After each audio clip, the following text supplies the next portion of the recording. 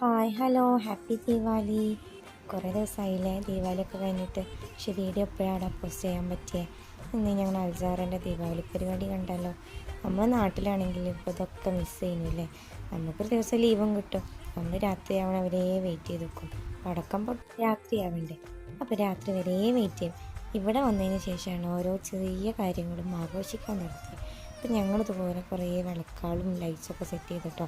ദീപാവലി എന്ന് പറഞ്ഞാൽ തന്നെ ലൈറ്റിൻ്റെ ഒരു കൂമ്പാരാണല്ലോ. പിന്നെ മക്കൾസും കുറേ സ്വീറ്റ്സ് കൊടുന്നിരുന്നു കേട്ടോ. ഇഷ്ടം പോലെ ഉണ്ടായിരുന്നു. അതൊക്കെ ഒരു ടേബിൾ സെറ്റാക്കി വന്നപ്പോൾ തികയുന്നില്ല.